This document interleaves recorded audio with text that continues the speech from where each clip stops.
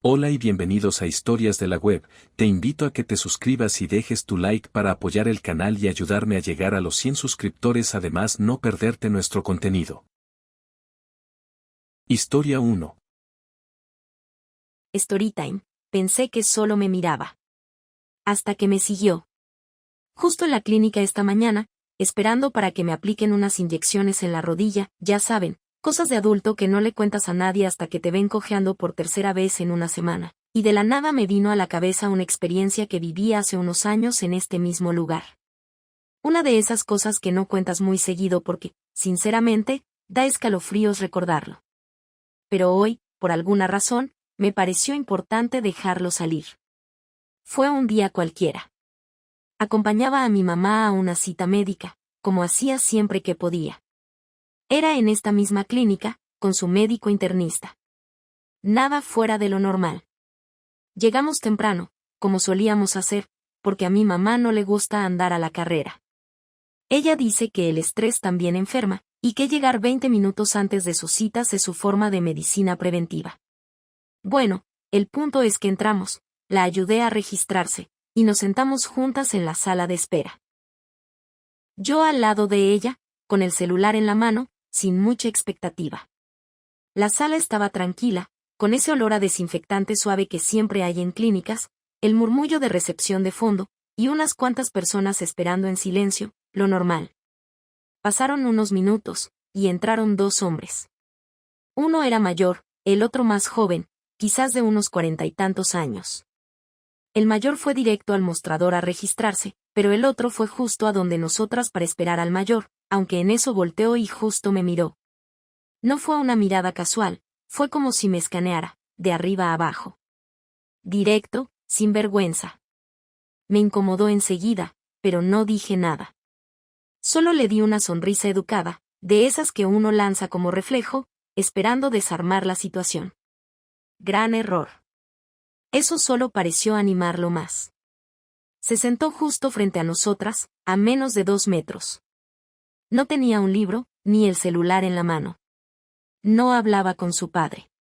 Solo se sentó, y me miró fijo. Como si estuviera decidiendo algo. Y no de esa manera romántica que ves en películas, no. Era diferente. Era invasivo. Me analizaba el rostro, después bajaba la vista al pecho, luego a las piernas. Y volvía a subir. Yo intentaba distraerme, mantener la mirada en el celular, o girar un poco hacia mi mamá para que su cuerpo me tapara parcialmente. Pero él seguía ahí. Quieto. Observando.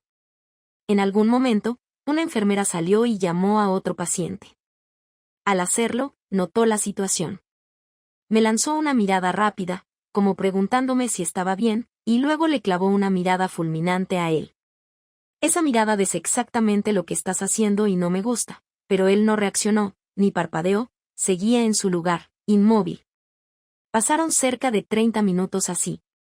30 largos minutos en los que sentí que estaba siendo diseccionada visualmente. Y yo, en silencio, tratando de no incomodar a mi mamá, ni llamar la atención. Como si fuese mi culpa. En eso necesitaba ir al baño. Me levanté y le susurré a mi mamá que regresaría en un momento. Ella asintió, sin notar nada raro, o al menos sin comentarlo. Caminé por el pasillo largo hasta el baño de mujeres, que está un poco más alejado de la sala principal. Empujé la puerta, entré, y el lugar estaba vacío. Un alivio. Abrí la primera puerta de cubículo, sucia. Segunda, sin papel. Tercera, perfecta. Pero antes de entrar, la puerta del baño se volvió a abrir. Y ahí estaba él. El mismo hombre. El que me había estado observando por más de media hora. Entró al baño de mujeres como si fuera lo más normal del mundo. Me miraba con esa misma expresión fija, hambrienta, que me había estado lanzando desde la sala de espera. No dijo perdón, ni fingió haberse equivocado. Solo entró, directo hacia mí. Mi cuerpo se tensó de inmediato. El corazón empezó a latirme con fuerza, tan fuerte que sentía los latidos en la garganta. No estaba armada, no tenía con qué defenderme. Estaba atrapada. Pero mi voz sí la tenía. Y la usé. ¿Qué estás haciendo aquí? Le grité, alzando la voz más de lo que esperaba. Se detuvo, pero no retrocedió. Solo quería hablar contigo, me dijo, con una sonrisa torcida que no encajaba con el lugar, ni con el momento, ni con nada. Sal de aquí. Este es el baño de mujeres. Grité aún más fuerte. Y cuando digo fuerte, me refiero a nivel si hubiera sido una sala de conciertos. Alguien me habría ofrecido un contrato sin lugar a dudas. Estaba decidida a hacer tanto ruido como fuera necesario para que alguien escuchara. No me importaba quedar como dramática. No me importaba si me decían exagerada. Yo solo quería que se fuera. Él me lanzó una última mirada, casi como evaluando si valía la pena arriesgarse, y sin decir nada más, se fue. Cerró la puerta tras de sí con un golpe seco. Yo no podía ni moverme al principio. Me temblaban las manos. El estómago estaba revuelto. No pude ni usar el baño después de eso. Revisé rápido que nadie más estuviera por ahí y volví a la sala, caminando tan rápido como me lo permitían las piernas. Cuando llegué, él ya no estaba. Solo su padre, sentado tranquilo, hojeando una revista. Me senté junto a mi mamá, tratando de actuar como si nada, pero debía estar pálida porque me miró de inmediato. ¿Estás bien? Asentí, con una sonrisa tensa. No le conté nada en ese momento porque no quería preocuparla justo antes de su cita, pero por dentro seguía procesando lo que acababa de pasar. El miedo, la sorpresa, la rabia. Todo mezclado. Y ahora viene la parte que más me ha marcado. Esa no fue la única vez que algo así pasó en esa clínica. No. Unas semanas después, volví por mi cuenta. Otra cita, otro día, otro outfit, nada llamativo. Y de nuevo, otro hombre. Distinto, pero con el mismo patrón, se me quedó mirando, y cuando me levanté para ir al baño, me siguió. Pero esta vez la enfermera lo vio justo a tiempo. Lo detuvo antes de que pudiera entrar al pasillo. ¿Dónde cree que va? Le gritó desde recepción, con voz fuerte y clara. Él tartamudeó algo sobre buscar una máquina expendedora, pero la clínica no tiene ninguna. Ella no le creyó ni por un segundo. Lo miró firme hasta que regresó a su asiento. Me hizo un gesto con la cabeza para que me acercara, y en voz baja me dijo: usa el baño de atrás a partir de ahora. Siempre que vengas. Desde entonces, esa ha sido mi pequeña medida de seguridad. La misma enfermera sigue trabajando ahí, y siempre se asegura de dejarme pasar por esa puerta que lleva al baño más privado, en la parte interna del edificio. Después de ese segundo incidente, algo cambió en mí. Ya no era solo incomodidad o molestia, era una mezcla mucho más pesada, desconfianza, ansiedad, e incluso un poco de vergüenza. Aunque sabía que no había hecho nada malo, no podía evitar preguntarme si había algo que estaba haciendo mal sin darme cuenta. Es ridículo, lo sé. Pero a veces el miedo te tuerce la lógica, te la dobla como si fuera una hoja de papel. Y empezás a sentirte culpable simplemente por existir en el lugar equivocado, en el momento equivocado. Volver a esa clínica después de eso se volvió todo un desafío mental. Me convencía diciéndome que solo era un lugar, que esas situaciones fueron excepcionales, pero el cuerpo no escucha razones tan fácilmente. El corazón late igual de rápido cuando algo te activa ese recuerdo. Y no importaba cuántas medidas tomara, llegar más tarde, usar ropa menos llamativa, entrar y salir con rapidez, siempre sentía esa tensión agazapada en la espalda, como una punzada esperando repetirse. Pero también aprendí algunas cosas. Pequeñas decisiones que me devolvieron el control de a poco. Por ejemplo, si alguien me mira de forma invasiva, ya no intento ser educada con una sonrisa. Ya no ignoro las señales para no parecer grosera. Y definitivamente, si alguien se levanta justo después de mí para ir al mismo lugar, no dudo en detenerme, girar, mirarlo de frente y cambiar de dirección si es necesario. Aprendí que ser amable no puede ir antes de ser segura. Que lo primero es escuchar ese instinto que todos tenemos, ese que a veces callamos para no incomodar, pero que existe por una razón. Y que no es paranoico tomar precauciones. Es sensato. Volviendo a ese día, cuando llegué a casa después del primer incidente, se lo conté todo a mi mamá. Me escuchó en silencio. No me interrumpió ni una sola vez. Cuando terminé, me tomó la mano y me dijo con voz suave, pero seria: No vuelvas a ir sola, hija. No lo dijo con miedo. Lo dijo con decisión. Y por un buen tiempo, no volví sola. Coordinábamos nuestras citas. Y cuando no podía acompañarme, me hacía prometer que al menos me iría directo a la recepción si algo se sentía fuera de lugar. Cumplí esa promesa. Cada vez que algo parecía raro, lo decía. Lo notificaba. Ya no me quedaba en silencio como la primera vez. Una vez, incluso reporté a un hombre que no me hizo nada, pero que estuvo rondando de forma sospechosa por el pasillo donde están los baños. No esperé a que me siguiera. Fui directo a recepción, les di su descripción, y la misma enfermera que ya me conocía fue a revisar las cámaras. ¿Qué encontraron? Nada grave, por suerte. Pero prefiero 1000 veces quedar como exagerada a terminar en otra situación como aquella. No puedo evitar pensar en cuántas mujeres han pasado por experiencias similares. Y cuántas no se atreven a contar su historia por miedo a que no las crean, o peor, a que las culpen. Por cómo iban vestidas, por sonreírle, por malinterpretar una mirada. Todo eso me parece una enorme injusticia. Y por eso estoy contando esto hoy. Porque no debería haber nada raro en ir al médico con tu mamá. En estar sentada en una sala de espera. En ir al baño.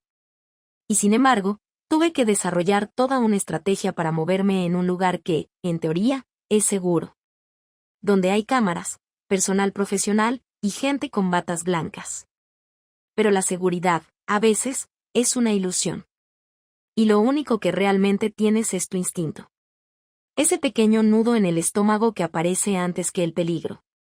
Que te dice esto no está bien aunque tu cabeza todavía no lo entienda. Ese nudo fue el que me salvó esa vez. Y el que me ayuda hoy a hablar de esto sin quedarme callada. Una de las cosas que más me marcó fue volver a ver a esa enfermera meses después. Fue un día cualquiera, de esos en que estás concentrada en otra cosa y la vida te lanza un recuerdo sin previo aviso. Estaba sentada esperando a que me llamaran, cuando ella se acercó y me dijo: «¿Seguís usando el baño de atrás, no?» Le dije que sí, que siempre.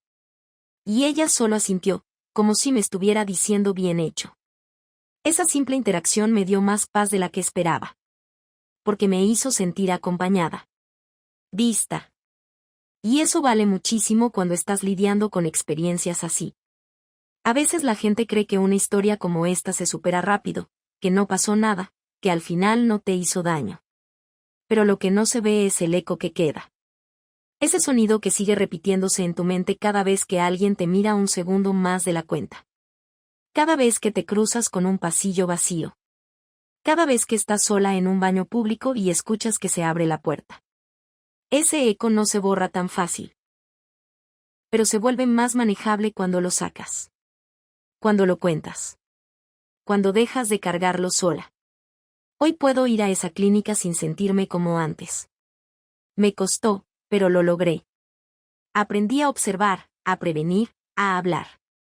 Y también, a no sentir vergüenza por haber sido amable con la persona equivocada. Porque ser amable nunca debería ponerte en peligro. ¿Y saben qué es lo más importante?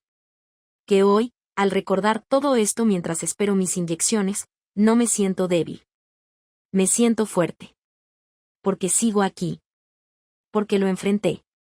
Y porque ahora, si alguien me sigue, lo primero que va a escuchar es mi voz. Historia 2. No sé si alguna vez les ha pasado eso de presenciar algo raro, medio incómodo, y que sin planearlo termines metido hasta el cuello como si estuvieras dentro de una serie de suspenso de Netflix. Bueno, esto fue algo así. Todo empezó una tarde cualquiera, en el supermercado, cuando yo solo quería comprar un poco de sushi. Literal, mi plan era entrar, comprar mi bandejita de sushi, y salir. Nada más. Pero las cosas se pusieron raras. Muy raras. Estaba en la sección de comidas preparadas, revisando si el sushi estaba fresco o de esos que llevan en la nevera desde hace días, cuando veo que entra esta mujer. No sé cómo describirla exactamente, pero era de esas personas que simplemente se notan, bien vestida, con una vibra tranquila, como si tuviera prisa pero supiera exactamente lo que venía a comprar. Y apenas pasa un par de minutos, aparece este tipo detrás de ella. Un sujeto imposible de ignorar. Tenía el pelo todo revuelto, una barba que gritaba no me he visto en el espejo desde hace semanas y ropa varias tallas más grande de lo necesario. Una especie de hoodie gris que le llegaba casi a las rodillas y unos pantalones que se arrastraban por el suelo. No se veía violento ni nada, pero sí, fuera de lugar. Especialmente por la manera en que la miraba. Se mantenía a unos pocos pies de distancia, lo que serían como 1 o 2 metros, pero estaba fijo, mirándola como si se le fuera a escapar si parpadeaba. Fue tan incómodo que incluso ella lo notó. Se giró hacia él y le dijo, con un tono directo pero sin levantar la voz, hola, ¿por qué te quedas ahí parado? Como si tratara de marcar una barrera, ¿saben? En ese momento, me preocupé. Porque a ver, una reacción así no es casual. No era un hola de confianza, era un te estoy viendo y me incomodas. Y ahí mi cabeza empezó a correr. ¿Debería acercarme, decir algo, meterme? Pero tampoco quería armar una escena si ellos se conocían. Digo, ¿y si eran familia? Tal vez eran hermanos, o, no sé, tío y sobrina. Me sentí atrapado en ese dilema incómodo de querer ayudar sin parecer paranoico. Así que decidí observar, mantener la distancia, y ver qué pasaba. Ella siguió con sus compras como si nada. Bueno, como si intentara actuar como si nada. Pero él la seguía. No pegado, pero a unos pasos detrás. Y entonces me di cuenta que yo también estaba empezando a seguirlos. O sea, no con intención rara, obviamente, pero ya estaba metido emocionalmente en esto, intentando descifrar qué demonios estaba pasando. Me volví un detective improvisado en medio del pasillo de productos congelados. Observaba sus interacciones, los gestos, el lenguaje corporal. Ella lo ignoraba completamente, no había ninguna señal de cercanía. Él, por su parte, de vez en cuando le decía algo. No alcancé a escuchar bien, pero por cómo se inclinaba hacia ella, parecía que intentaba entablar conversación. Nada agresivo, pero persistente. Y ahí va mi cabeza otra vez. Me puse a analizar posibilidades como si estuviera en un episodio de Criminal Minds. ¿Podrían ser pareja? Cero química. Además, ella no le respondía. ¿Amigos? Muy poco probable, no había ese tipo de confianza. ¿Hermanos? No se parecían en nada. ¿Compañeros de trabajo? Imposible. El tipo no tenía pinta de haber tocado una oficina en años. Y entonces tuve un pensamiento ridículo, pero que en ese momento me pareció la única explicación lógica, y si le pagó para que la siguiera. Tipo guardaespaldas raro, o una especie de fetiche extraño. Ya sé, suena enfermo, pero es que no encontraba otra justificación para ese nivel de seguimiento, y la completa falta de interacción real entre ellos. Después de un rato, ella se dirigió a la fila para pagar. El tipo, en lugar de ponerse detrás de ella como lo haría cualquier persona normal que también estuviera comprando, se quedó cerca de la puerta del supermercado. No quitaba la vista de encima. Era como si estuviera esperando algo. Yo ya había pagado, así que salí antes que ellos y me senté en el coche, pero no me fui. Esperé. Los vi salir un par de minutos después. Y ahí se puso más raro aún. Ella salió sola, con su carrito. Él salió poco después, y fue directo a ayudarla a guardar las cosas en el maletero. Pero ella no le hablaba. No había sonrisas, ni gracias, ni nada. Él simplemente metía las bolsas mientras ella se mantenía a cierta distancia. Y entonces vi algo que me hizo fruncir el ceño. Hubo un intercambio. Una bolsa, pequeña, color rosa. No logré ver quién se la entregó a quién exactamente. Pero eso hizo que mi cerebro explotara en teorías. Si él le dio la bolsa a ella, podría haber sido dinero. Tal vez un pago por algo. ¿Un trato extraño? Pero si ella se la dio a él, ¿serían sus calzones?